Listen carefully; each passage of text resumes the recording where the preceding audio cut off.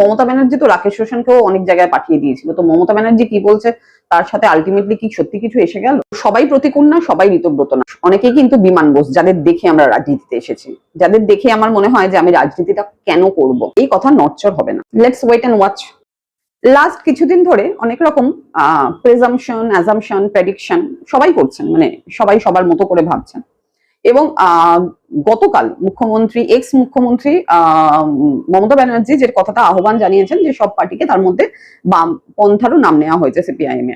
তো সেখানে অনেকে কোট করে লিখছে বাম, অতি বাম, তারা কি যাবে? তো দেখুন, এইসব ঠোকাঠুকি করে তো লাভ নেই। এতগুলো তো বছর দেখলাম। এবার মমতা ব্যানার্জি কি বললো? মমতা ব্যানার্জি তো রাকেশ রোশনকে অনেক জায়গায় পাঠিয়ে দিয়েছে, ঠিক আছে, ওনাকে তো অনেকেই গান করার অনুরোধ করেছে। তো উনি কি বললেন দ্যাট ডাজন্ট ম্যাটার, মানে দ্যাটস নট ইভেন কাউন্টেড। একটা ছোট্ট ঘটনা আমি আপনাকে বলছি, এটা একদম ফ্যাক্ট বলছি। 2025 সালে, মানে আগের বছর, যখন সেবাশ্রয় ক্যাম্পটা শুরু হয়েছিল টিএমসি সরকারের আমলে, সেটার প্রথম আমাদের এখান থেকে ডায়মন্ড হারবার বজবজ 9 নম্বর ওয়ার্ডে অভিষেক ব্যানার্জি এসেছিলেন উদ্বোধন করতে। তো অবভিয়াসলি বলা হয়েছিল যে সবাইকে নামার জন্য, কিন্তু আমাদের যারা আমরা বামপন্থী করি, একদম মানে দাঁড়িয়ে ওরকম ওই কি কোথায় ভোট দিই বলি না, না সেটা না, কোথায় ভোট দিই বলি, এই ভোটের আমার কোনো অবদান নেই, সেটাও আমি বলেছি। ঠিক সেই মানুষগুলোকে, আমাদের সেই মানুষগুলোকে একবারের জন্য ফোর্স করা হয়নি, কারণ তারা জানতো যে এরা আসবে না, তো আমাদের থেকে তারা এক্সপেকটেশন রাখেনি। আমরাও আজকে মুখ্যমন্ত্রী কি বললো সেই এক্সপেকটেশন রাখি না যে উনি আজকে খুব সেন্সিবল কথা বলবেন, যে মানে একদম সেই ওই ডিলিট পাওয়া, আমি ডিলিট বলি, ঠিক আছে, DELETE, হ্যাঁ ওই ডিলিট।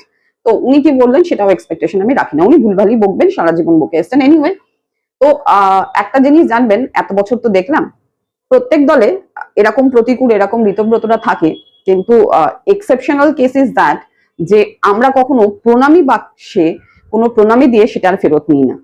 তো ঋতব্রতও কোনোদিন আসেনি, প্রতিকূলও কোনোদিন আসেনি।